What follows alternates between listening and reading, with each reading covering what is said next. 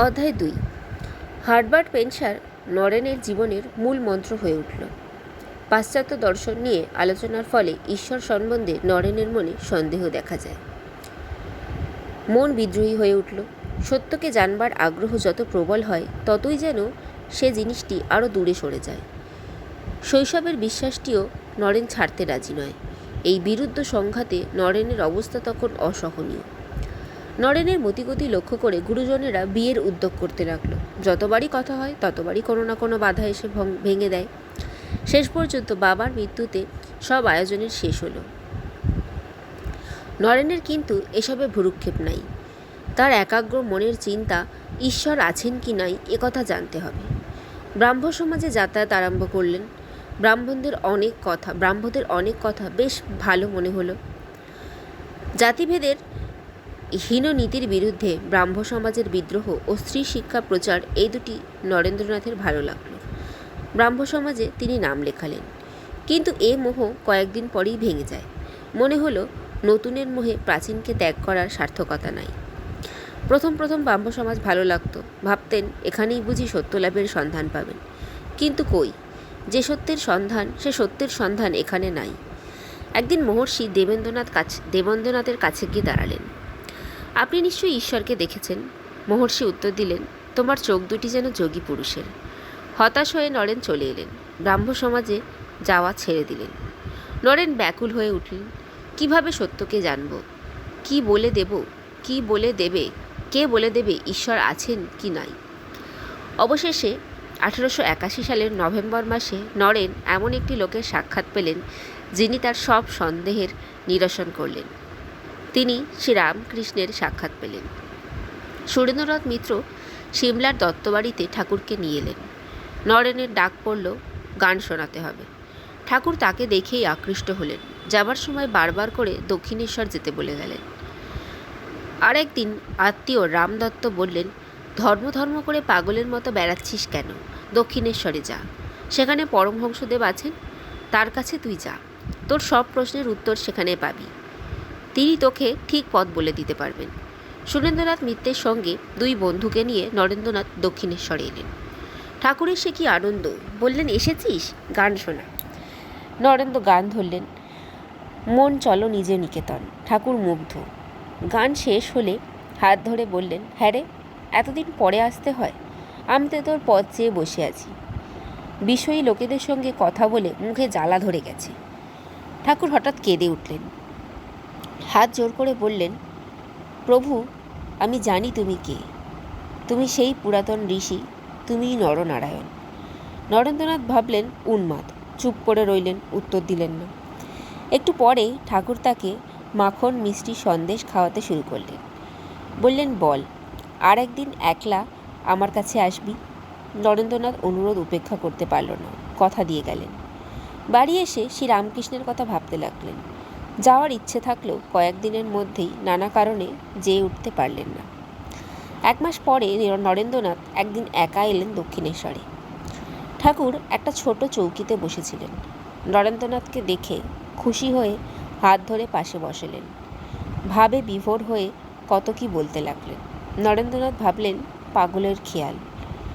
রামকৃষ্ণ হঠাৎ ডান পা দিয়ে নরেনকে ছুঁয়ে দিতেই যেন কি হয়ে গেল।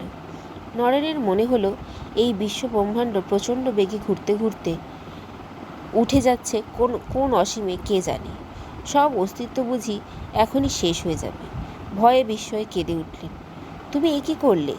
আমার যে বাপ মা বেঁচে আছেন। ঠাকুর তার বুকে হাত বুলিয়ে দিতে দিতে বললেন, তবে এখন থাক, সময় হবে। নরেন ভেবেছিলেন ঠাকুর সম্মোহন বিদ্যা জানেন, কিন্তু নিজের মানসিক দৃঢ়তার ওপর অগাধ বিশ্বাস। দুর্বল লোকেরাই সম্মোহিত হয়।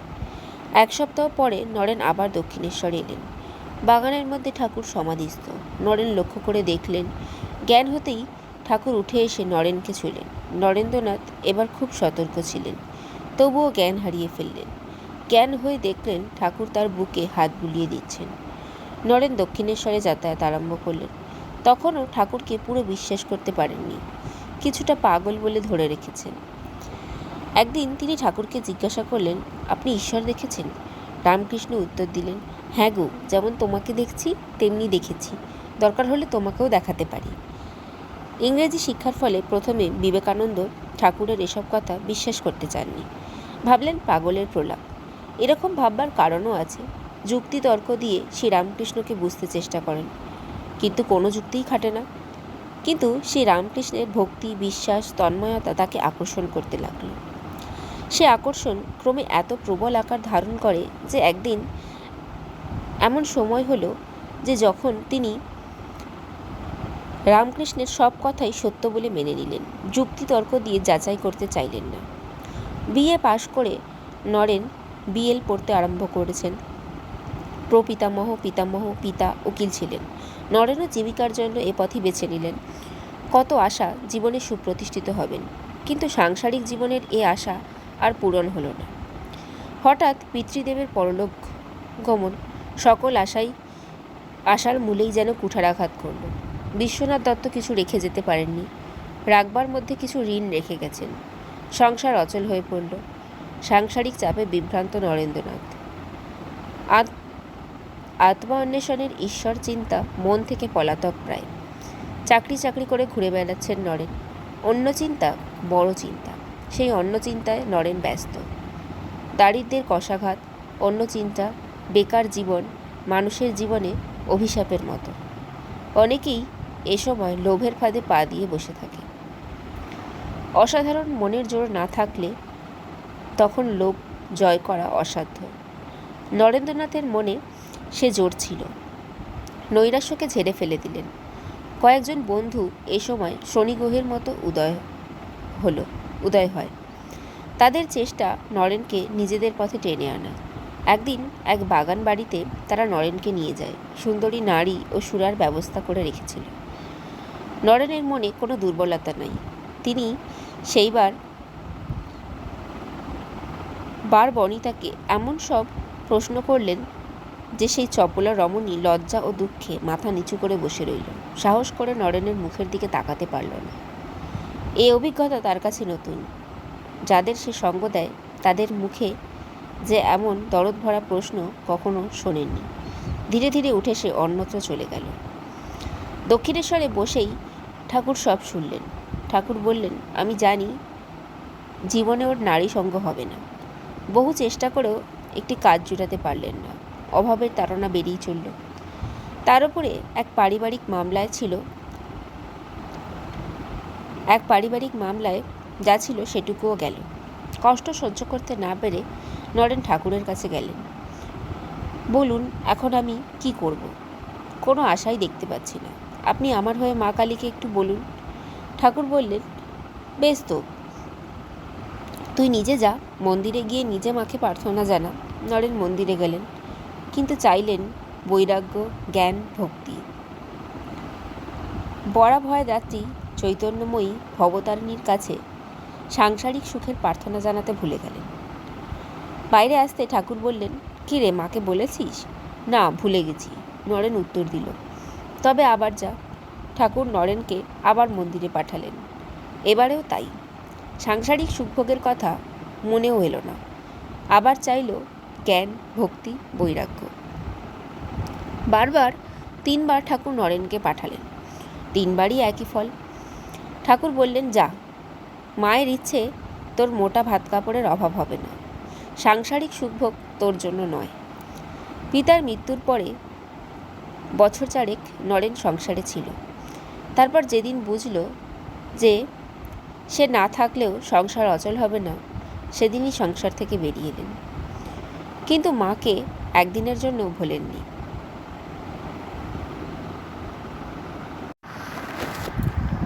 মাকে সাক্ষাৎ ঈশ্বরী জ্ঞান করতেন।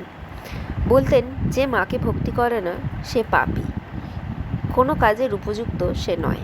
নরেন্দ্রনাথ মনে মনে ঠিক করেছেন এবার একদিন সন্ন্যাসী হয়ে বেরিয়ে যাবেন। ঠাকুর নরেনের মনের ভাব বুঝে অধীর হয়ে উঠলেন। ডেকে কাছে বসিয়ে বললেন, জানি তুই মায়ের কাজের জন্য এসেছিস। সংসার তোর জন্য নয়, কিন্তু যতদিন আমি আছি আমার কাছে থাক। ঠাকুর বলতেন, নরেন আবার জাত পুরুষ, এত ভক্ত আছে, কিন্তু ওর মতো কেউ নয়। কেশবের যদি একটা শক্তি থাকে, ওর কাছে 18টা। শ্রীমা বলতেন, নরেন আমার খাপখোলা তরোয়াল। নরেন্দ্রনাথ প্রথমে রামকৃষ্ণকে আধপাগল ধরে নিয়েছিলেন, কিন্তু তবুও রামকৃষ্ণের অসামান্য চরিত্র, অসামান্য ঈশ্বর প্রেমকে বারবার শ্রেষ্ঠ ভেবে সম্মান করে এসেছেন। ঠাকুর বুঝেছিলেন একে দিয়ে সনাতন হিন্দু ধর্মের পুনরায় প্রসার হবে। তাই তিনি যত্ন নিয়ে নরেনের মন থেকে সব সংস্কার দ্বিধা দূর করে দিলেন।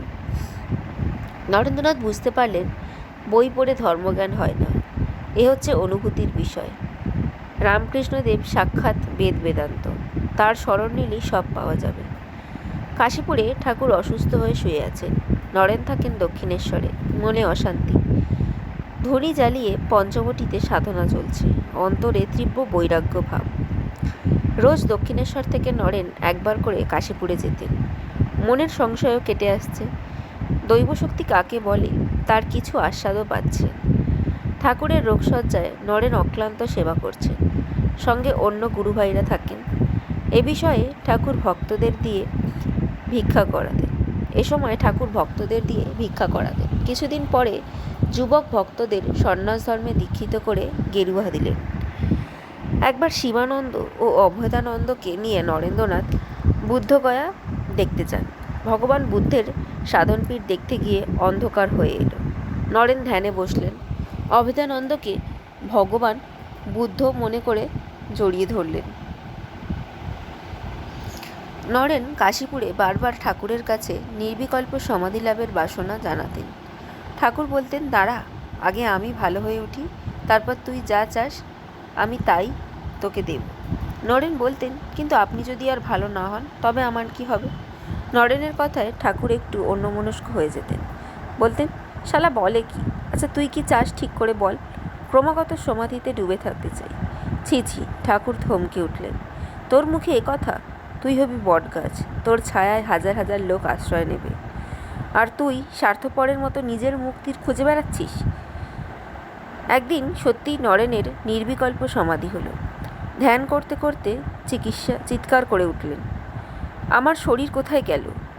কেউ কিছু বুঝতে পারে না। ঠাকুর শুনে বললেন, বেশ হয়েছে, থাক শালা কিছুক্ষণ ওভাবে, এর জন্য আমাকে বড় জ্বালাতন করেছে। ঠাকুর দেহ রাখলেন। কদিন আগে থেকে নরেনকে ডেকে দরজা বন্ধ করে 2-3 ঘন্টা কথা বলতেন। দেহ রাখবার 3-4 দিন আগে ঠাকুরের সামনে গিয়ে বসতেই নরেনের মনে হলো বিদ্যুতের মতো একটা তেজশিখা ঠাকুরের দেহ হতে বেরিয়ে ওর দেহে প্রবেশ করলো। নরেন জ্ঞান হারালেন। জ্ঞান ফিরে এলে ঠাকুর বললেন, আজ তোকে সব দিয়ে আমি ফতুর হলাম। ঠাকুর আর একদিন বললেন, দেখ নরেন, তোর হাতে এদের দিয়ে যাচ্ছি, এদের ব্যবস্থা করবি। নরেন বললেন, ওসব আমি পারবো না। পারবি না মানে? ঠাকুর বললেন, তোর ঘাড় পারবে। এখনও তোর জ্ঞান হলো না? যে রাম সেই কৃষ্ণ, এ শরীরে রামকৃষ্ণ। 2 দিন পরে ঠাকুর দেহত্যাগ করেন। ঠাকুরের দেহত্যাগের পরেও ভক্তরা কয়েকদিন কাশীপুর ছিলেন। একদিন একজন গুরু ভাইকে নিয়ে বাগানে বেড়াতে বেড়াতে নরেন ঠাকুরের দেখা পেলেন। ভাবলেন বোধহয় চোখের ভুল। গুরুভাইকে এ বিষয়ে কিছু বললেন না, কিন্তু গুরুভাই বলে উঠলেন, নরেন দেখো দেখো। কাশীপুর থেকে সবাই বরানগরে চলে এলেন। বরানগরে মঠ প্রতিষ্ঠা হয়েছে। এখানে 2-1 করে সন্ন্যাসী থাকতেন, আবার তীর্থভ্রমণে চলে যেতেন। নরেন ছিলেন এই ভ্রাম্যমাণ দলের একজন, কিন্তু তা হলেও মঠ পরিচালনা তিনিই করতেন। সব ব্যবস্থা তার কথা অনুসারেই চলত। কিছুদিন পরে মঠ বরাহনগর থেকে আলমবাজারে স্থানান্তরিত হয়। তারপরে মঠ বেলুড়ে আসে। মঠ জীবন শুরু হতেই যুবক ভক্তদের মানসিক পরিবর্তন হতে থাকে। পরস্পরের প্রতি ভ্রাতৃভাব ও ভালোবাসা ক্রমশ গাঢ় হয়ে ওঠে। বরাহনগর মঠে অবিরাম সংকীর্তন চলত। ক্ষুধা নাই, তৃষ্ণা নাই, সকলেই ঈশ্বর চিন্তায় আকুল। বিবেকানন্দ নিজে বলেছেন, বরাহনগরে এমন কতদিন গেছে যে খাবার কিছু নাই, জপ আর ধ্যানের সাগরে আমরা ভেসে বেড়াচ্ছি। তখন যেরকম কঠোরতা পালন করেছি, মানুষ তো দূরের কথা, ভূতও পালিয়ে যেত। নিজেদের হাতে আমরা সব কাজ করতাম, তার মধ্যেই চলত আমাদের ধর্মালোচনা, দর্শন আলোচনা। এই সময় আমাদের 24 ঘন্টাই কাজ করতে হতো। কাজে আমরা পাগল হয়ে যেতাম। প্রথম দিকে গুরুভাইরা প্রচারের বিরোধী ছিলেন। বলতেন, প্রচার করে কি হবে? স্বামীজি বুঝিয়ে গুরুভাইদের মতের পরিবর্তন করেন। তিনি বলতেন, প্রচার অর্থ প্রকাশ। যদি প্রচার না করি তবে প্রকাশ হবে কি করে? স্বামীজি নিজে কঠোর পরিশ্রম করলেও গুরুভাইদের পরিশ্রমে ব্যাকুল হয়ে উঠতেন। গুরুভাইদের শারীরিক ক্ষতির চিন্তায় কাতর হয়ে পড়তেন। বলতেন, ওরে, তোরা কি সবাই রামকৃষ্ণ হবি? এত করতে যাস না। রামকৃষ্ণ পৃথিবীতে একবারই জন্মায়। তোদের এত কিচ্ছু সাধন করতে হবে না। শুধু সাধন ভজনই নয়, কাজের দিকেও বিবেকানন্দের সেরকম নজর। ধর্ম, সঙ্গীত, দর্শন, ইতিহাস, সমাজবিজ্ঞান, সাহিত্য নিয়ে গুরুভাইদের সঙ্গে তর্কের আসর বসাতেন। তিনি একদিকে আর অন্য সকল আর একদিকে থাকতেন। তার যুক্তির কাছে গুরুভাইরা নীরব হয়ে যেতেন। তখন আবার নিজের প্রতিপক্ষ হয়ে নিজের পূর্বমত বিচারে খণ্ডন করে দিতেন।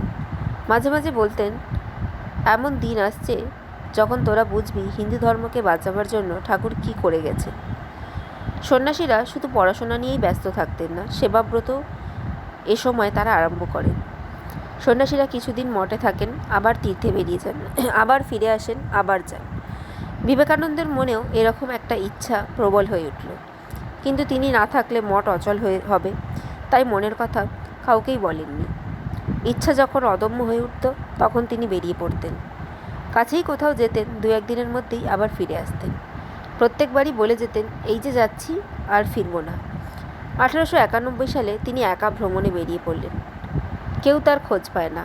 ধরা পড়বার ভয়ে নাম পাল্টে ঘুরে বেড়াতেন। হয়তো বা কারো সঙ্গে দেখা হয়ে পড়লে অমনি আবার উধাও। প্রব্রজকালে তিনি নিজের জ্ঞান ঢেকে রেখে সাধারণ মানুষের মতো ঘুরে বেড়াতেন। একবার প্রতিজ্ঞা করলেন, ভিক্ষা চাইব না, জুটলে তবে খাবো। 5 দিন পর্যন্ত না খেয়েছিলেন, তবুও ভিক্ষা করেননি।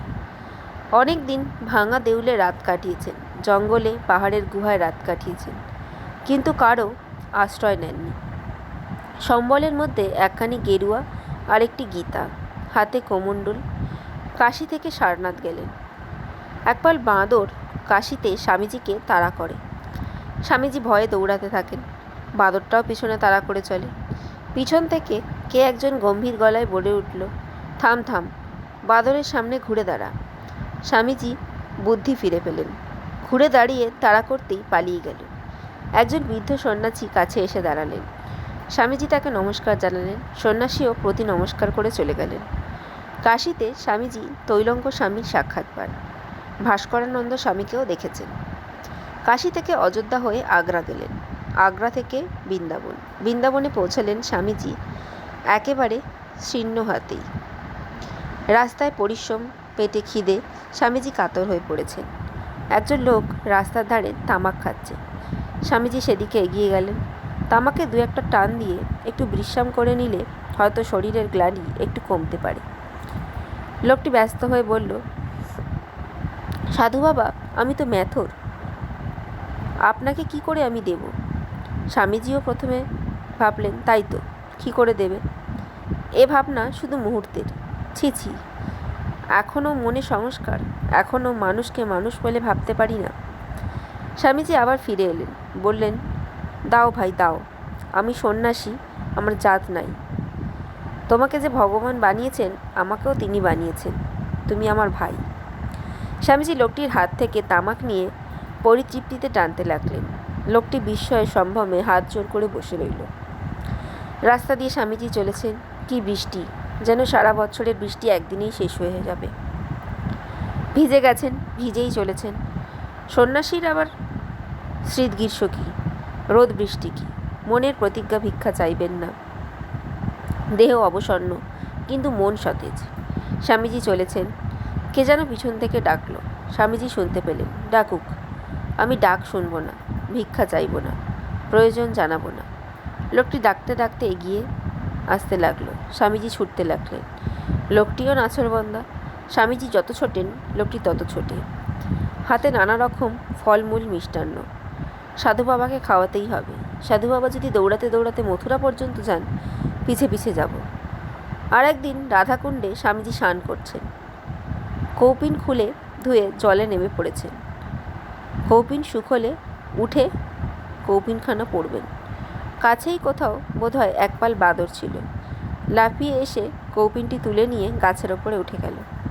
অনেক চেষ্টার পরেও যখন কৌপিনখানা ফিরে পেলেন, তখন কৌপিনটা প্রায় অব্যবহার্য হয়ে পড়েছে। স্বামীজির অভিমান হলো, রাধারানীর ওপরে অভিমান। আর লোকালয়ে ফিরব না, দেখি জঙ্গলের মধ্যে ভক্তের জন্য ভগবান কি ব্যবস্থা করেন। পাশের জঙ্গলের রাস্তা ধরতেই কে যেন পিছন থেকে ডাকল। স্বামীজি কান দিয়ে জঙ্গলের দিকে হেঁটে চললেন, কান না দিয়ে জঙ্গলের দিকে হেঁটে চললেন। লোকটি দৌড়তে লাগলো, স্বামীজিও দৌড়তে লাগলেন। বহু কষ্টে স্বামীজির নাগাল পেয়ে লোকটি স্বামীজিকে নিজের বাড়িতে নিয়ে গেল। ভক্তি ভরে স্বামীজিকে ভোজন করিয়ে নতুন কৌপিন দিয়ে প্রণাম করল। স্বামীজি এবার বৃন্দাবন থেকে হাতরাস এলেন। শরৎগুপ্ত হাতরাসের স্টেশন মাস্টার। প্ল্যাটফর্মে স্বামীজি বসে আছেন আসন পিড়ি হয়ে। শরৎবাবু থমকে দাঁড়ালেন। কে উনি, এমন অনিন্দকান্তি জ্যোতির্ময় পুরুষ? শরৎবাবুর মনে হলো এর নিশ্চয়ই আহার হয়নি। অনুমতি নিয়ে খাবার নিয়ে এলেন। কাজ শেষ করে আলাপ করলেন। আলাপ আর কি করবেন, প্রতি কথাই নতুন, প্রতি কথাতেই মুগ্ধ হন শরৎবাবু। শরৎবাবু দীক্ষা চাইলেন। স্বামীজি বললেন, ঈশ্বর সর্বভূতে আছেন, একথা মনে রাখবে, তাহলেই তোমার উন্নতি হবে। মাঝে মাঝে আমার সঙ্গে তোমার দেখা হবে। শরৎবাবু শুনতে চান না, মনের দরজায় ডাক এসেছে। সে ডাকে সাড়া দিয়ে তিনি সর্বস্ব হারাতেও রাজি। মাথা নেড়ে বললেন, আমি শিষ্য হব, আপনার সঙ্গে থেকে সেবা করব। সত্যি তুমি যেতে চাও? শরৎবাবু বললেন, হ্যাঁ। বেশ। স্বামীজি ভিক্ষাপাত্র এগিয়ে দিয়ে বললেন, তবে নাও, কুলিদের কাছ থেকে ভিক্ষা করে নিয়ে এসো। শরৎবাবু মুহূর্তমাত্র দ্বিধা না করে গুরু প্রদত্ত ভিক্ষাপাত্র নিয়ে ভিক্ষায় বেরিয়ে পড়লেন। রইল পড়ে স্টেশন, রইল পড়ে অর্থ উপার্জন, রইল পড়ে সাংসারিক জীবন। গুরুকে অনুসরণ করে ঋষিকেশ এলেন। সাধারণ সাধুর মতো দিন কাটে। শরৎবাবু প্রাণ মনে গুরু সেবা করেন। শরৎবাবু অসুস্থ হয়ে পড়লেন। স্বামীজি আবার হাতরাস ফিরলেন। এবার স্বামীজি নিজে অসুস্থ হয়ে পড়লেন। চিঠি গেল বরাহনগরের মঠে, কোনো গোপন ভক্ত পাঠিয়ে থাকবে। বরাহনগর থেকে গুরুভাইদের আকুল অনুরোধ নিয়ে চিঠি এলো। স্বামীজি শরৎবাবুকে ও সদানন্দ স্বামীকে নিয়ে বরাহনগরে ফিরে এলেন। কমাস চুপচাপ কেটে গেল। তারপর আবার একদিন স্বামীজি পথে বেরিয়ে পড়লেন। গাজীপুর। পত্তহারি বাবা থাকেন, শুধু বাতাস খেয়ে আছেন। যোগী পুরুষ, দর্শন পাওয়া কষ্টকর। স্বামীজি গাজীপুর এলেন। স্বামীজি হিন্দু ধর্ম সম্বন্ধে বক্তৃতা দিলেন। তিনি বললেন, কি গভীর এই হিন্দু ধর্ম, বৈদেশিক শিক্ষার মোহে ভুলো না। রস সাহেব হোলি উৎসব সম্বন্ধে জানতে চাইলেন। স্বামীজি সাহেবকে ব্যাখ্যা করে বুঝিয়ে দিলেন। রস সাহেব ছাড়া আরও দুজন ইংরাজ, মিস্টার পেনিংটন ও কর্নেল রিভেট, স্বামীজির পাণ্ডিত্যে মুগ্ধ ও বিস্মিত হন। স্বামীজি পত্তহারি বাবার দর্শনের জন্য কয়েকবার চেষ্টা করে দেখা না পেয়ে বরাহনগর ফিরে এলেন। বৈদ্যনাথ ধাম থেকে স্বামীজি এলাহাবাদ এলেন। খবর এসেছে স্বামী যোগানন্দ অসুস্থ। নিরঞ্জনানন্দ ও সদানন্দ আগে থেকেই ছিলেন। সকলের মিলিত চেষ্টায় যোগানন্দ সুস্থ হয়ে উঠলেন। এখানে একদিন একজন মুসলমান ফকিরকে দেখে সবাই খুব অবাক হলো। ফকির সাহেবের চেহারা অবিকল রামকৃষ্ণের মতো। স্বামীজি এলাহাবাদ থেকে কাশী এসে আবার গাজীপুরে আসেন। পত্তহারি বাবার দর্শন করাই মুখ্য উদ্দেশ্য। কয়েকদিন চেষ্টার পর একদিন সাক্ষাৎ হলো, তাও চাক্ষুষ নয়, দরজার পাশে দাঁড়িয়ে আলাপ হলো। পত্তহারি বাবা বললেন, যত সাধন জন সাধন তন সিদ্ধি। স্বামীজি প্রশ্ন করলেন, তিতিক্ষা কায়েমে कैसे मिले? उत्तर एलो, गुरु का घोड़ाम नाव का माफिक पड़ा रहो। স্বামীজি আনন্দিত হলেন। পত্তহারি বাবা যোগী পুরুষ, তার উপরে শ্রীরামকৃষ্ণের ভক্ত। রামকৃষ্ণের ছবি দেখিয়ে স্বামীজিকে বললেন, ইনি ভগবানের অবতার। বিবেকানন্দ স্থির হলেন পত্তহারি বাবার কাছে দীক্ষা নেবেন। পত্তহারি বাবাও রাজি।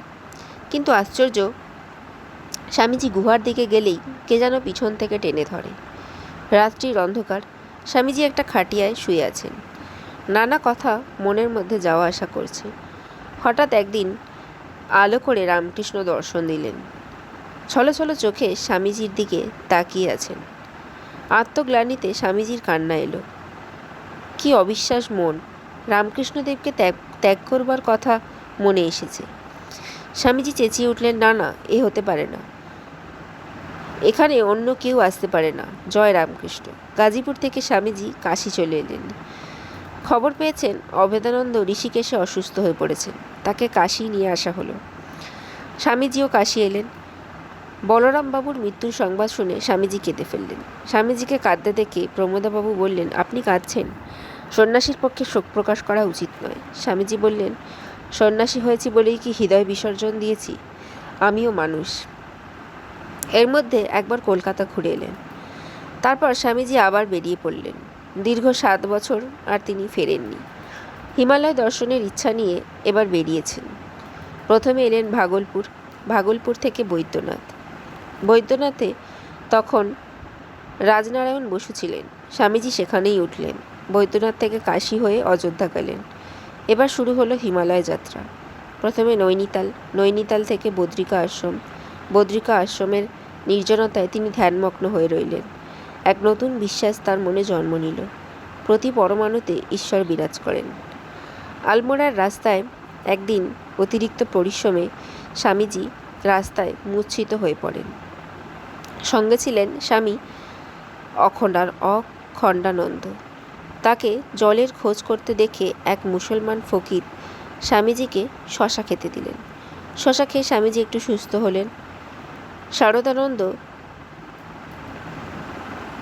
ও কৃপানন্দের সঙ্গেও এখানে স্বামীজির সাক্ষাৎ হয়। এরাও হিমালয় ভ্রমণে বেরিয়েছেন। আলমোড়ায় থাকতেই তিনি এক বোনের মৃত্যু সংবাদ পান। আঘাত পেলেন, কিন্তু যে আঘাতকে সন্ন্যাসীর কঠোরতা দিয়ে দমন করলেন। বাড়ির লোক তার খোঁজ পেয়েছেন দেখে তিনি আলমোড়া ত্যাগ করে চলে গেলেন। আবার যাত্রা শুরু হলো। কর্ণপ্রয়োগ চললেন। পথে ভীষণ জ্বরে পড়েছেন। চটিতে আশ্রয় নিলেন। সুস্থ হয়ে রুদ্রপ্রয়াগ যাত্রা করলেন। শ্রীনগরে এসে অলকানন্দার তীরে নির্জন কুঠিরে কিছুদিন কাটিয়ে স্বামীজি টিহিরির পথে বেরিয়ে গেলেন, কিন্তু অখণ্ডানন্দের অসুস্থতার জন্য ফিরতে হলো। তারপর অখণ্ডানন্দকে তার বন্ধুর বাড়ি এলাহাবাদে রেখে আবার ঋষিকেশে চলে গেলেন। ঋষিকেশে স্বামীজি অসুস্থ হয়ে পড়লেন। সুস্থ হয়ে তিনি কিছুদিন বিশ্রাম করলেন।